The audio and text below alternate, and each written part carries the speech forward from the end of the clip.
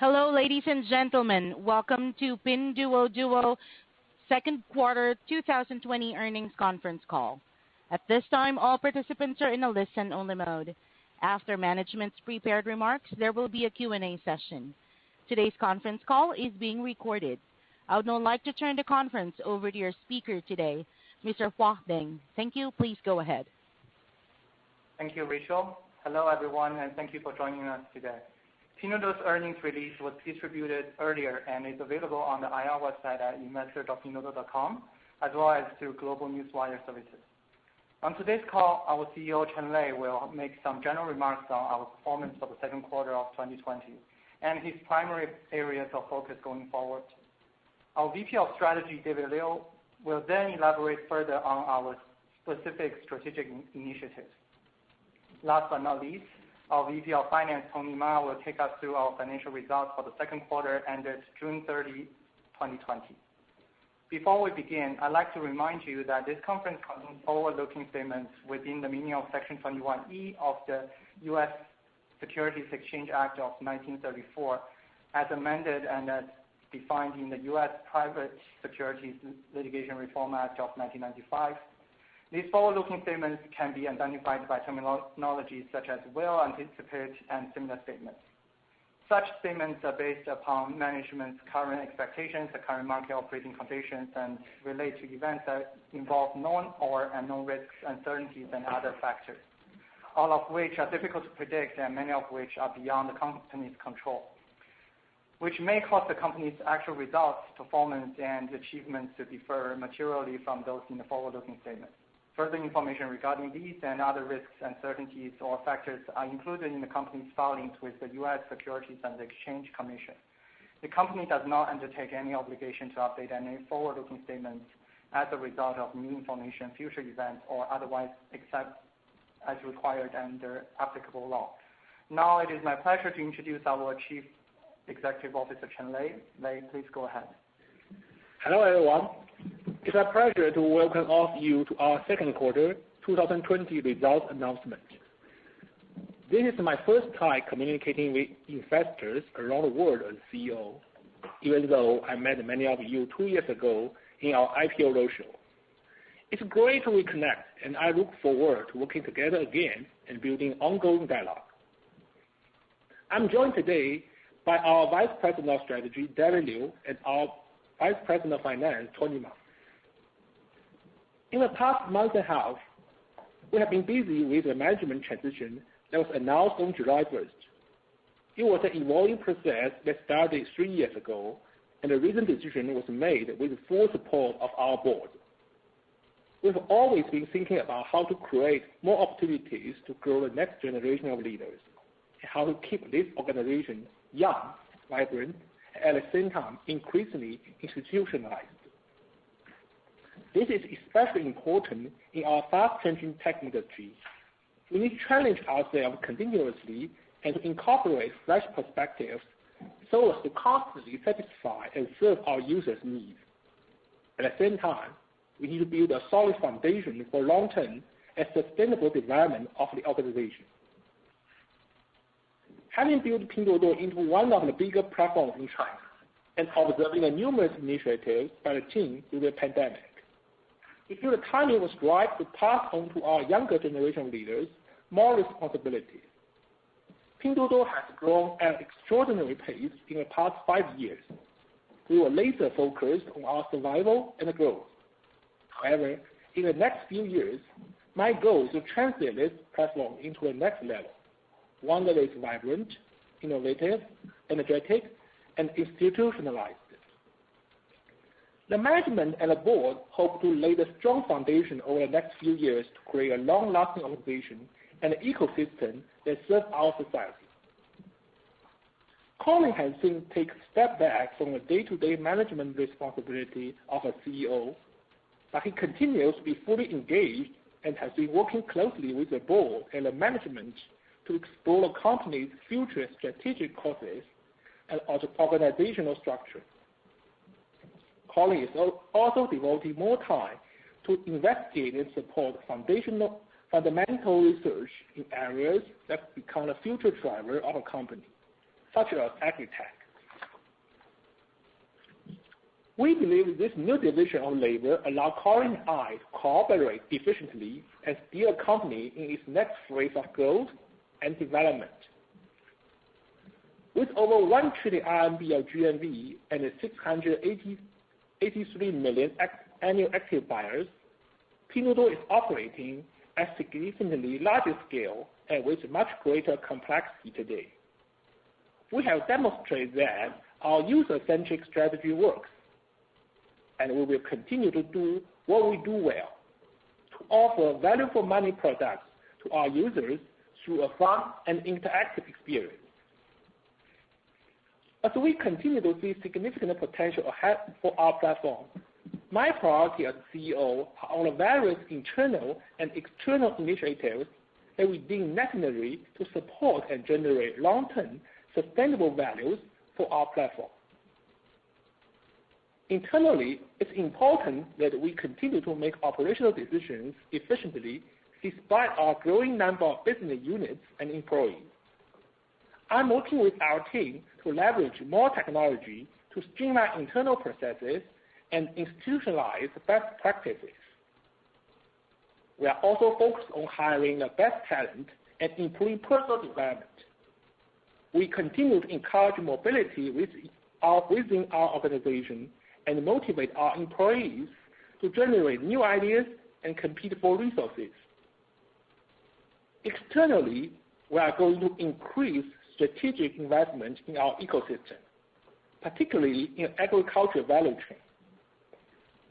Our investment in the past 5 years has been primarily on our users by our sales and marketing expenses, and we have successfully built a very substantial user base of nearly 600 million in record time.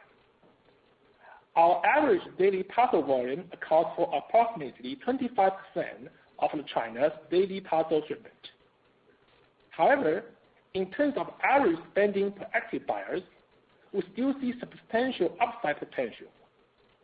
We will continue to invest in building user engagement and make sure to grow our user frequency of purchases and average order value. At the same time, we plan to pursue more strategic investment and partnership opportunities that will allow us to accelerate digitization of our supply chain and to enhance efficiency and values that can be shared with our consumers. In particular, we started our business in agriculture, and we plan to continue our focus in agriculture as our next strategic priority. Agriculture is a sector that touches the largest number of people and yet has had the least amount of digitization in the past decade. Any technology that can improve productivity and efficiency around agriculture value chain will have a huge impact. Pinduoduo is already one of China's leading online distribution platforms for agriculture produce and agriculture products. We are uniquely positioned to drive trends in China's agriculture system. We comply consumer demand on our platform to create scale, and we can leverage consumer insights we gain to help farmers make more informed decisions across planting cycle, including what to plant and when to harvest.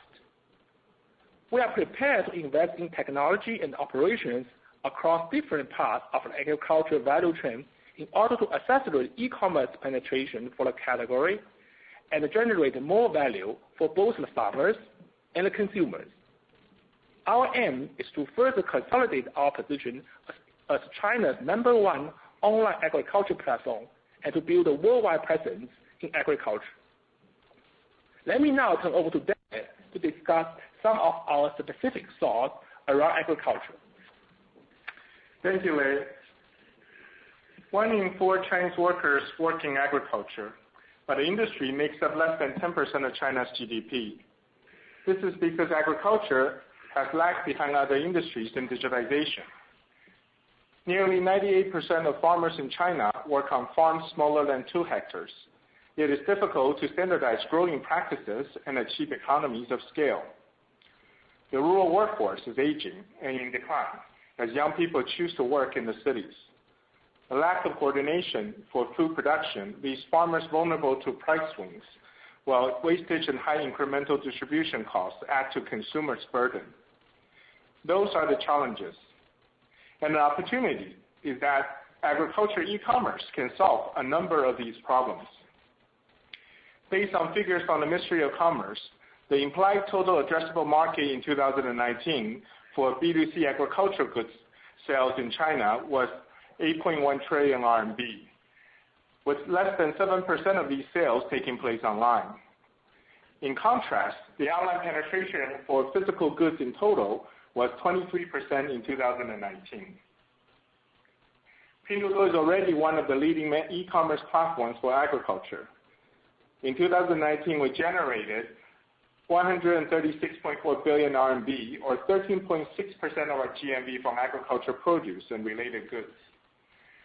Over 240 million, or 38% of our annual active buyers, purchased in this category last year, with a 70% repurchase rate. Pinduoduo has become the go-to destination for high-quality, great-value agriculture products. This recognition deepened through the pandemic.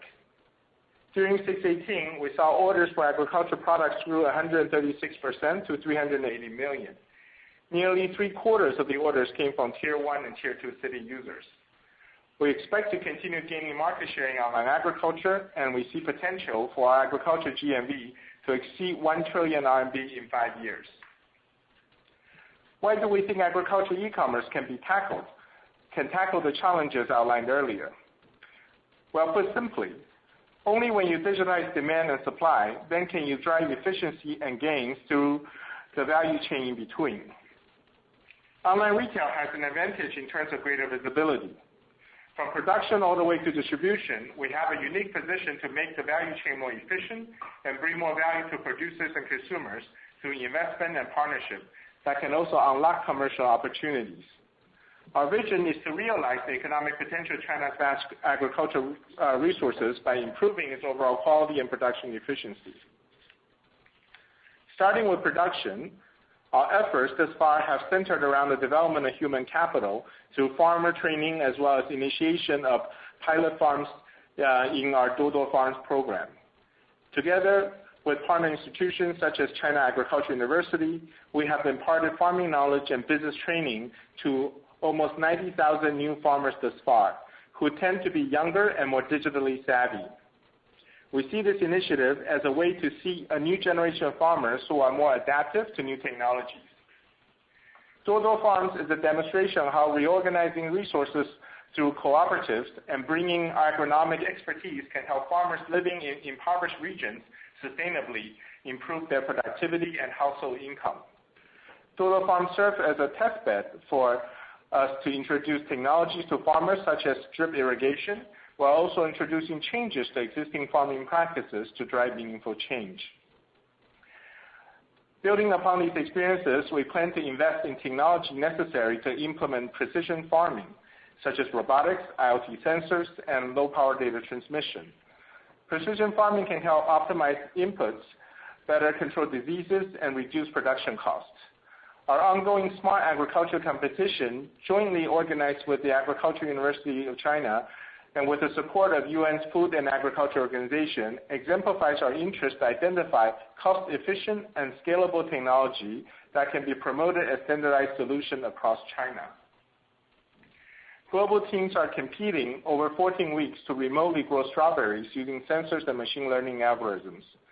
The objective is to derive the most cost-efficient techniques to improve yield by integrating technology with traditional growing practices. We also plan to further invest in and develop our proprietary agriculture analytics system.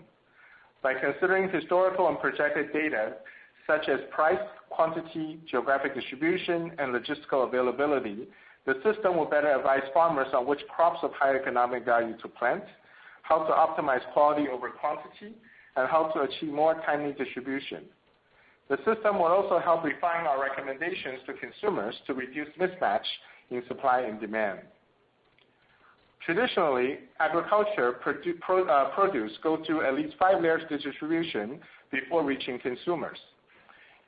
Industry research estimates as much as 105% added cost, 37% wastage across the chain for vegetables. Pinduoduo's team purchase model aggregates scattered interest into sizable coordinated demand and connects sellers directly with consumers to eliminate unnecessary cost. The next step is to further optimize logistics for agricultural produce. From how it is packaged, handled, and routed, there are hardly any cost-effective specialized solution for agricultural produce today. We plan to partner with logistics services providers to develop logistics dedicated to agriculture. As we can forecast demand by region, we can develop technology solutions with logistics partners to optimize delivery routes, coordinate delivery schedules, implement better quality service standards, and optimize loading to and from the rural areas of China. We're also looking at advanced packaging solutions to offer our sellers and considering opportunities in warehousing technology and temperature control logistics. We will also invest in technology for quality control and food safety. Unlike manufactured goods, it is more difficult to provide assurance on the quality and safety of agricultural produce. As consumers in China become more health conscious, we expect more will be willing to pay a premium for quality and safety. We intend to address such needs through a combination of technology and certification backed by credible platforms. We started collaborating this year with a research institution to develop a cost-effective, robust method for testing fresh produce for contaminants like pesticides. We envision deploying such tests across a wide array of produce and at various points of the supply chain to provide greater assurance on food safety. We can offer such testing solutions and certification as value-added services to our farmers and merchants. Certified products will receive preferential traffic support and command a premium from our users. Our ability to differentiate such products will allow us to curate and price SKUs based on quality and recommend them to the relevant target users. With better quality products, it is equally or perhaps more important to invest in marketing to grow brand awareness. Take the French region of Champagne as an example. Sparkling wines made in Champagne are tightly regulated and must be made from a few prescribed varietals using traditional methods to ensure consistent quality.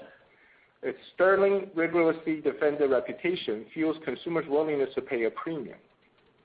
Similarly in China, given its vast agricultural resources, we see opportunities to help create new brands for consistently high-quality produce for the various geographic indications around the country. In fact, one of our Dodo Farm projects in Yunnan is working to establish a nationally recognized designation for yakang grown there. To meet the destination, farmers will have to standardize and improve their farming practices. Farmers are incentivized to improve their practices in exchange for their products fetching a premium. And we as a platform can provide more visibility to farmers on sales volume and pricing. We can help build awareness and promote origin stories through marketing, including virtual live streaming tours. The recognition of quality provides further opportunity to develop related sub-industries, from selling oranges to making marmalade, and from selling peaches to developing ecotourism. We see potential to work with farmers and distributors to develop branding for their produce and to address other value-added opportunities leveraging our consumer insights. While this may be a long journey, we are committed to investing in agriculture and agri-tech as it enables us to truly benefit all of our platform participants. Now let me pass it to Tony to discuss our financial results for the second quarter. Thank you, David. For the 12 months ended June 30th, 2020, our GMV increased 79% to RMB 1.27 trillion from RMB 709 billion a year ago, as a result of higher user engagement and increased spending per user. We report GMV on the same basis as other industry players to provide a meaningful comparison with that of our peers. The industry definition includes cancelled and returned orders. Comparing our GMV in Q2 versus Q1, the level of cancelled and returned orders has returned to normal historical level as China recovers from the pandemic. Our average monthly active users in the second quarter increased by 81 million from the previous quarter to 569 million, or an increase of 55% from a year ago. Our annual active buyers for the 12 months ended June 30th grew 41% year-over-year to reach 683 million. This represents a net add of more than 200 million in the past 12 months. The annual spending per active buyer in the 12-month period ended June 30, 2020, increased 27% to RMB 1,857 from RMB 1,468 for the same period in 2019. The increase in annual spending per active buyer was moderated by a significant number of new users added, who contributed less than 12 months of purchases to our GMV. During Q2, China's economy continued its recovery from the disruption caused by the pandemic. According to National Bureau of Statistics, online sales growth of physical goods accelerated in the second quarter, resulting in a 14.3% increase for the 6 months ended June 30th, 2020, from a year ago. This is up significantly from 5.9% growth for the 3-month period ending in March. Consumer staples and household goods were significant growth contributors during this period. We observed a similar recovery trend on our platform. In Q2, our users had strong demand for household necessities and agriculture products, and continue to be more selective and cautious on their discretionary spending. To address their needs, we expanded our promotional offering under the June 18 campaign to cover more household necessities, food and beverage products, and agriculture produce. We are continuing our efforts to provide compelling value in these categories together with China Consumer Association in early July. Our total revenue in June quarter were RMB 12.2 billion, representing an increase of 67% from RMB 7.3 billion in the same quarter last year. The increase was driven primarily by the strong momentum in online marketing services. Our online marketing services revenue grew 71% to RMB 11.1 billion, and our transaction service revenue increased 38% to RMB 1.1 billion. We continued our support for certain SME merchants in Q2 by offering discounted transaction fees, but in general observed a healthy recovery in merchant advertising activities. We benefited from merchants' pent-up demand and deferred marketing budget from the previous quarter. We also attribute higher advertising activities to better merchant ROIs due to higher user engagement on our platform and more compelling advertising products. The implied monetization rate, defined as total revenue divided by GMV for the last 12 months ended June 30, 2020, was 2.9%, in line with the same period in 2019. Now moving on to cost. Our total cost of revenue this quarter increased 67% from RMB 1.6 billion in the same period last year to RMB 2.7 billion this quarter, translating to a gross margin of 78%. Total cost of revenues increased mainly due to higher costs for cloud services, call center, and merchant support services. Total operating expenses this quarter were RMB 11.2 billion, as compared to RMB 7.2 billion in the same quarter in 2019. Our sales and marketing expenses this quarter increased 49% to RMB 9.1 billion from RMB 6.1 billion in the same quarter of 2019. On a non-GAAP basis, our sales and marketing expenses as a percentage of our revenue was 73%, as compared to 81% for the same quarter last year. We manage our sales and marketing spending dynamically based on expected ROI. Recognizing the fierce market dynamic in this year's 618 promotion event, we decided to moderate our investment during the second quarter. We continued with our 10 billion program and expanded our offering to cover household staples that our users were looking for. Looking ahead, we see significant potential to improve our users' annual spending on our platform by building more user mindshare and trust. We expect to continue our sales and marketing investment in the second half of 2020 to drive more user engagement. We will continue to spend whenever we see attractive opportunities that meet our internal ROI hurdles. General and administrative expenses were RMB 395 million, an increase of 42% from RMB 278 million in the same quarter of 2019, primarily due to an increase in headcount. On a non-GAAP basis, our G&A expenses as a percentage of our revenue was 1.1% in Q2. Research and development expenses were RMB 1.7 billion, an increase of 107% from RMB 804 million in the same quarter of 2019.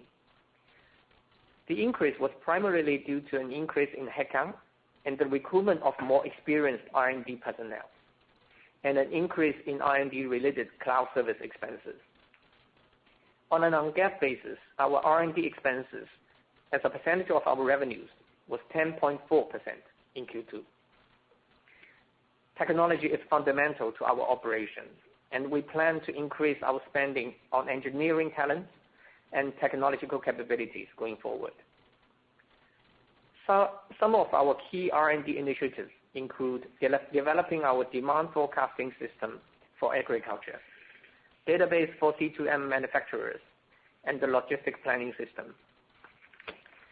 As a result, our operating loss for the quarter was RMB 1.6 billion on a GAAP basis, compared with operating loss of RMB 1.5 billion in the same quarter of 2019.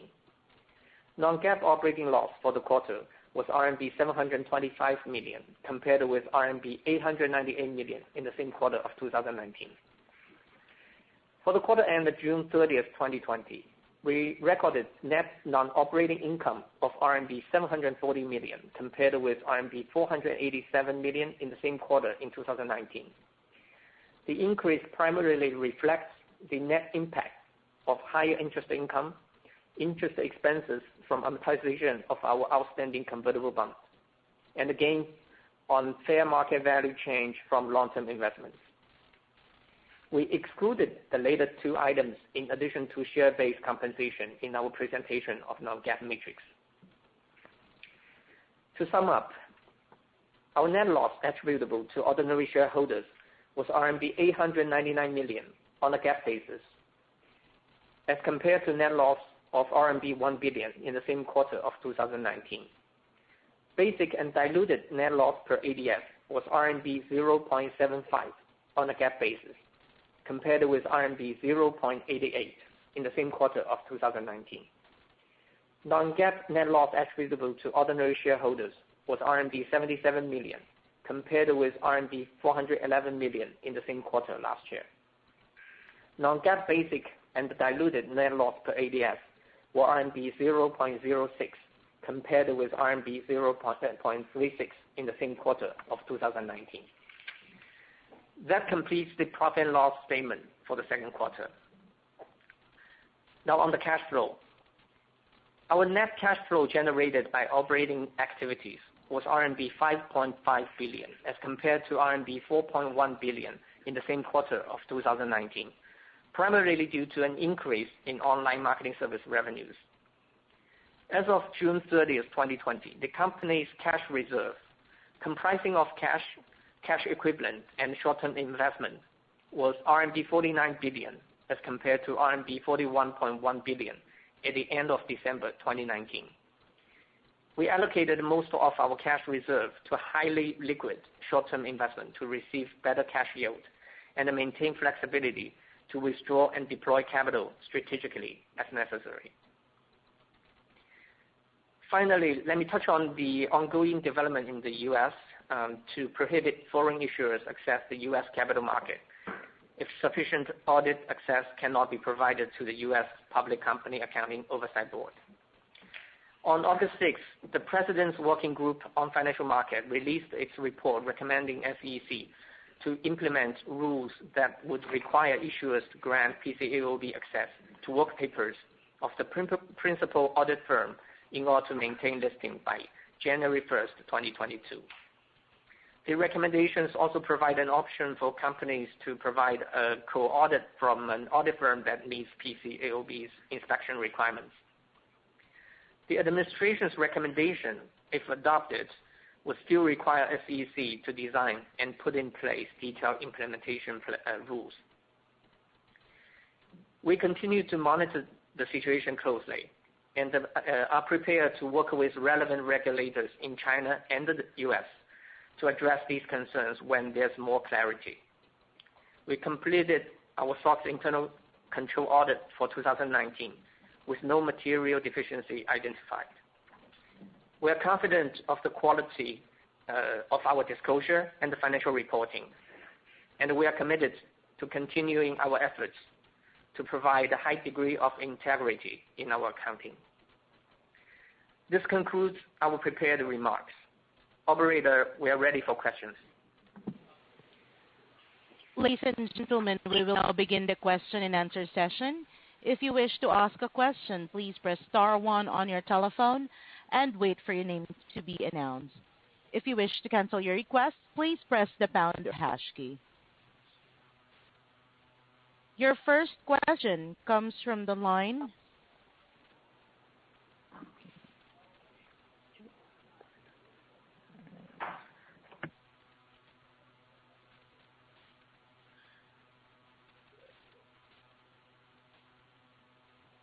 Okay, Once again, if you wish to ask a question, please press star 1 on your telephone.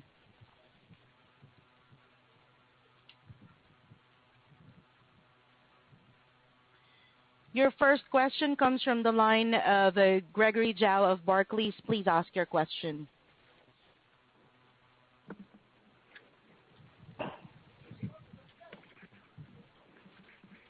Mr. Gregory Zhao, your line is now open.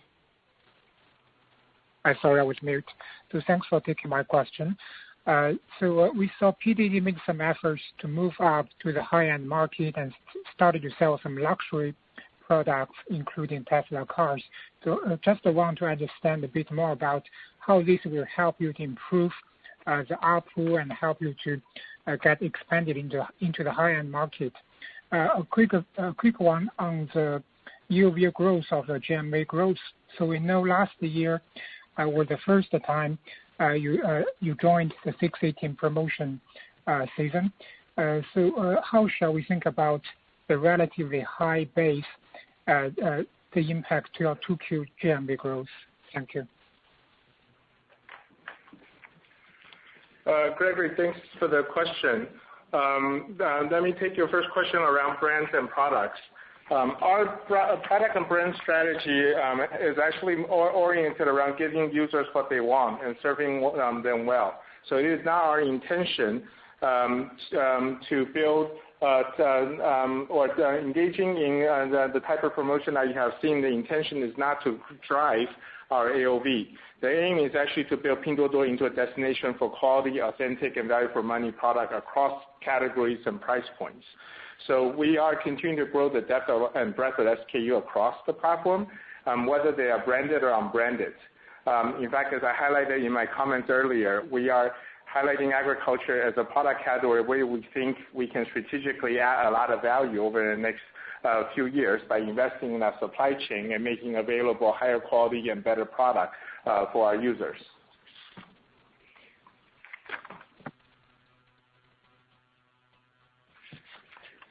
And with regard to your question on GMV,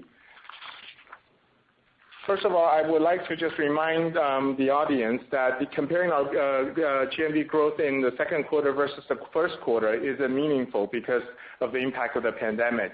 In fact, we are very pleased with our GMV growth this quarter, and particularly in the context of having added 100 million of active buyers since the beginning of this year. Our focus as a company this year in terms of our strategy is to continue to invest in user engagement and to build that mind share. Because as you look at the scale of the user base we have accumulated, like 683 million active buyer, we believe that what we need to do is continue to improve the engagement with them and to grow that mind share. The GMV for the second quarter are impacted. I will also note that changes in consumer spending. We saw a pickup in consumer activity since the first quarter as the economy recovered. However, we did notice that consumer spending was much more value conscious, and consumers were looking for more household necessities such as FMCGs and agricultural produce on our platform. So as you saw in our 618 campaign, we actually expanded our coverage in the campaign to cover more products in these categories, and we are continuing to support the consumers in these efforts. Okay, thank you. Your next question comes from the line of Piyush Mubayi of Goldman Sachs. Please ask your question. Thank you for taking my question. May I just ask a couple of details on how the transaction commission revenues, marketing services revenues are progressing and how that take rate has evolved? Your marketing service take rate seems to have gone up to 3.2% in the quarter, which is a huge improvement year on year on any other metric, probably the highest ever. Should we then think of that as a number that we can expect for you to continue to maintain in the future? And also, when you look at the growth rates in transaction commissions, which was 76% in 1Q, that slowed down to 38%. Is there anything there that's different that would lead to that slow growth rate? And in the similar manner, the marketing services revenue, which is at 71%, is meaningfully higher than the pace of growth that you're seeing in the GMV for the quarter. So if you could just take us through what's going on there, then I have a few questions on agriculture, if I might. Thank you. Okay. Let me take this one then. We do saw a stronger than expected recovery in merchants advertising in Q2. Our merchant had more budget to spend given limited activities in Q1, and they were eager to make up for their loss in Q1, and higher user activities and better advertising product also helped to improve the advertising returns.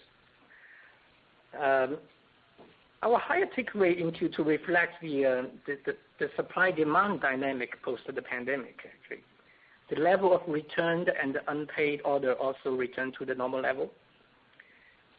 If we take together our Q1 and Q2 number as an aggregate level, the take rate for the first half of the year actually is 2.9%, in line with our historical results.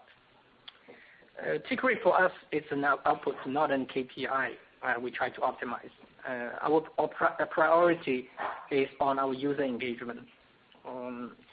With stronger user engagement, merchants would naturally want to advertise more. We will continue to support good quality merchants and incentivize them to improve their service and provide better value to our users. And regarding the second question, or the question on the transaction service revenue, the transaction service revenue comprised primarily of what we previously termed commission fees, the payment process fees, which we charge at a standard rack rate of 0.6%. However, we continue to offer a preferential rate for certain merchants as an incentive.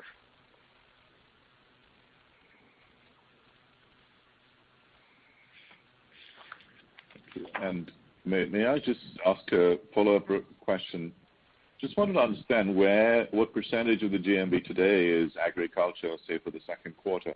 And when you talk about $1 trillion 5 years out, we presume that's about 15 to 20% of GMV at that point in time. Would that be the right mix to think through for agriculture? And if you could just give us a feel for the sort of take rate that we could earn from a business, would it be commensurate to or comparable to the 3.2, for example, that you've shown us in QQ? But 5 years down the line, I mean. Thank you. Piyush, thank you for that. Let me just also add a little bit to our context around the take rate. As we have communicated to the market previously, the take rate really is an output. It's a function of the merchants advertising on our platform and seeing the right levels of return. So we actually saw in the second quarter very strong merchant activities as merchants try to sell more, move more inventories and goods in the second quarter. And as a result, we saw very strong advertising demand, which we think actually contributed to that take rate. Similarly, I would note that on our platform, on the platform, we are seeing advertising activities really across the board from many different sectors. So it isn't any particular categories per se. And similarly, we do believe there are potentials in agriculture merchants and distributors to contribute to advertising, as long as they are able to actually offer the type of premium product that allows them to generate the type of return. So what we are seeing is, given the low e-commerce penetration rate in agriculture, we actually see substantial opportunity for us to invest in a supply chain and to drive more value creation down the road. So yes, we do believe that certainly generating the type of return commensurate with what the platform is generating today is possible in agriculture, but that may come in the form of both advertising and also us providing technology solutions to the participants in our ecosystem.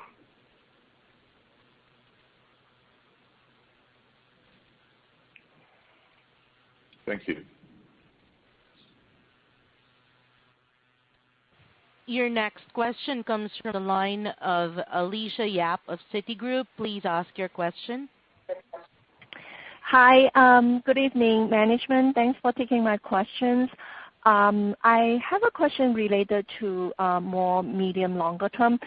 So how will PDD attract broader varieties of merchants and brands to join the platform when you indeed now have a larger base of merchants, and then you also have your user base are also reaching a quite large number.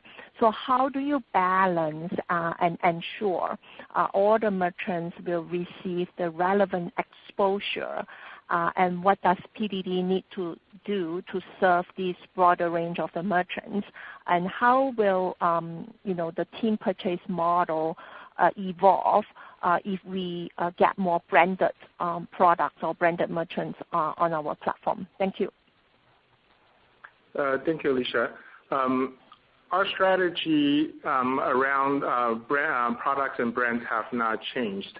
In fact, as I mentioned earlier today, the idea is to continue to focus on providing what the users want.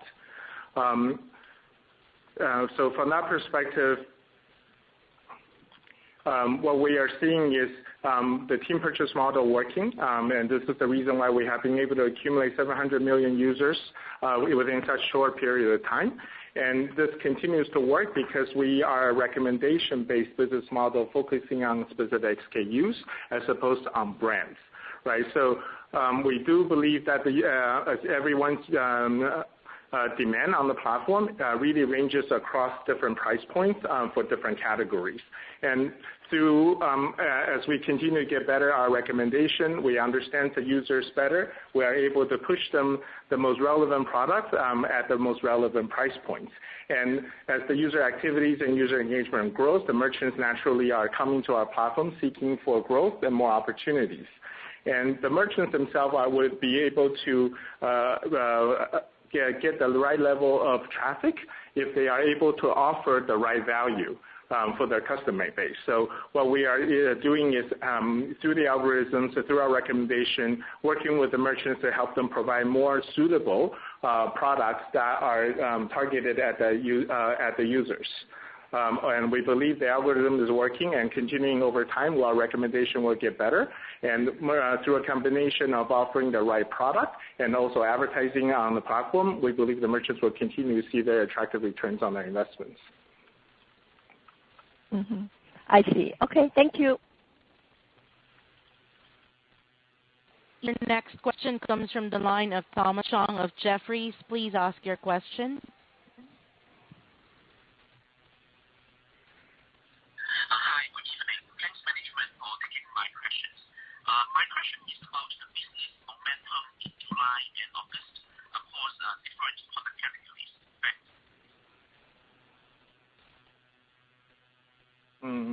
Sorry, Jerry. Sorry, Thomas. Hey, Thomas, is the question around our strategy or the trends we're seeing across different categories?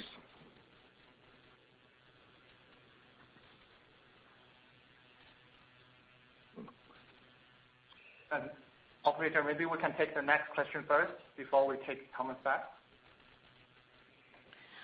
Certainly. Your next question comes from the line of Tina Long of Credit Suisse. Please ask your question. Hi, management. Thank you for taking my questions. I have two questions. The first one is on the sales marketing, because in your prepared remarks, you mentioned that you intentionally moderate the sales marketing spending due to, I think probably peers actually have been pretty aggressive. And also you extended the 10 million program to some daily necessities. So I want to know in the next 2 quarters, third quarter and fourth quarter, what are the plans for your sales and marketing, and under what circumstances you will actually step up the sales marketing? That's the first question. I'll do the second one after this. Thank you. Sure, Tina. Let me ask Tony to address the question. First of all, the Q2 on sales and marketing expenses, we say to moderate our sales and marketing spending. It's when we observe this aggressive promotion spending by our peers on electronics. Relative to that, we saw household goods as a more attractive opportunity to advance user engagement. Therefore, household goods actually has a higher purchase frequency than electronics. So we choose a different strategy to invest in Q2. We actually plan to deepen our user engagement going forward so that we will continue to spend on sales and marketing in the coming quarters to grow the mindshare and trust among our users. We expect to increase our sales and marketing investment in second half of 2020 in a prudent manner, as long as we spend whenever we see opportunity meets our internal ROI hurdles. Our annual spending per active user are still lags behind our peers. We believe we can narrow that difference by growing our mindshare with users and gain to get more wallet share. That's why we have to continue this type of investment. Okay, thank you, Tony. Yeah, my first question is sort of related to this because I think based on the public data, the parcel volume is actually very strong from PDD. But the GMV actually was sort of slower. So does that imply the average order size is actually trending down? Can you share a little bit more about the average order size and also the outlook? Because if you continue to allocate more traffic to the household goods, so will we continue to see the average order size to stay at a low level? Thank you.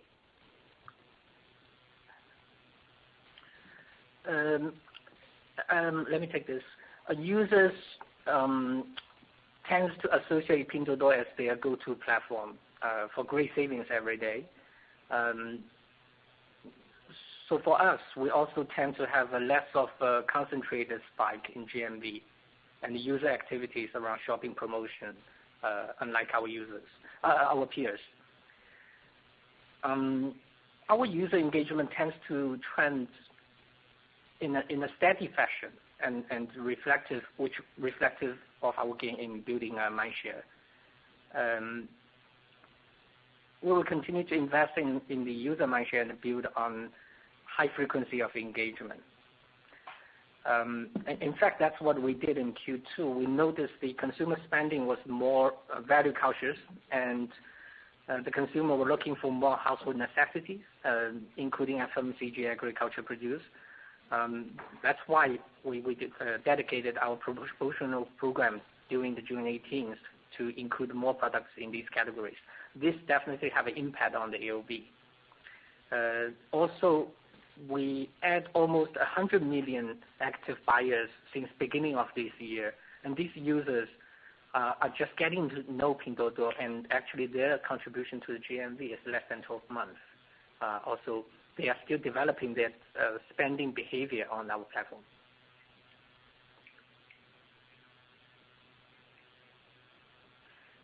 Okay. So does that mean the outlook of AOV will stay at a lower level for a longer period of time? Tina, so what we have seen in the second quarter is a growth across the categories. But as I mentioned, the consumer behaviors in the second quarter were more value conscious, and we adapted the marketing strategy accordingly. So we do believe that Pinduoduo, many users associate Pinduoduo as a platform where they would go for great value product, and we have seen people coming to us in the second quarter, particularly looking for those products. We find these product categories to be quite compelling in a sense because they are very high frequency, high engagement, and we do believe that over time the AOV will continue to grow as they build their shopping behavior, the spending behaviors on our platform over time. Okay, got it. Thank you very much. Your next question comes from Thomas Chong of Jefferies. Please ask your question. Hi, good evening. Thanks management for taking my questions. Can you comment about the live streaming online shopping strategies? Thank you.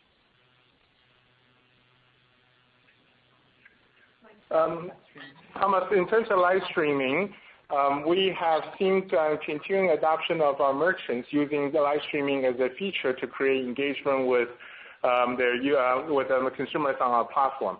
However, we do not position or do not consider live streaming to be a separate marketing tool.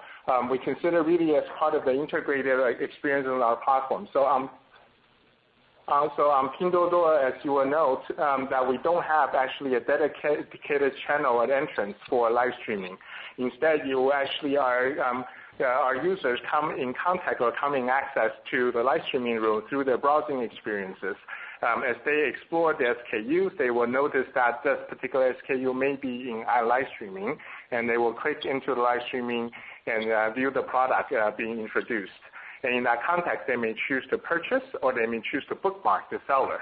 Or actually, they may have seen something and then through their browsing next time they end up purchasing. So we do and we position intentionally live streaming to be part of the holistic experiences that our merchant can offer to our users and seem to add to that exploratory experiences our users have on the platform.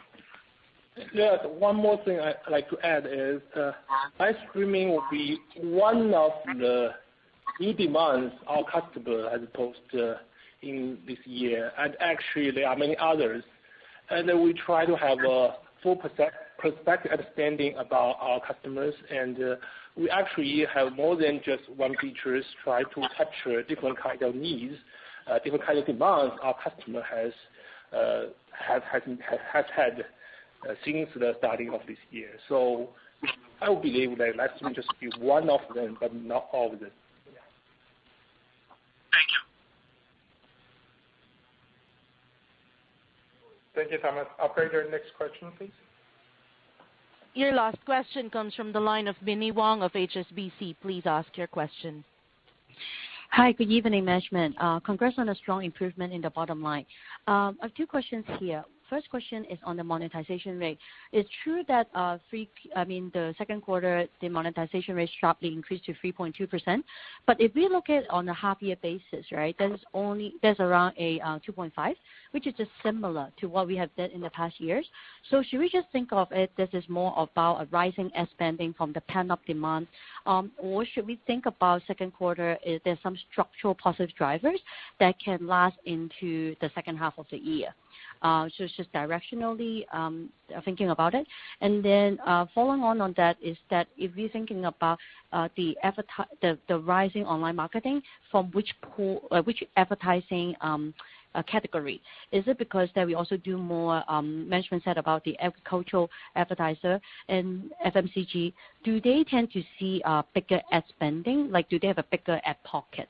Thank you. And I just have a quick follow-up. Thank you.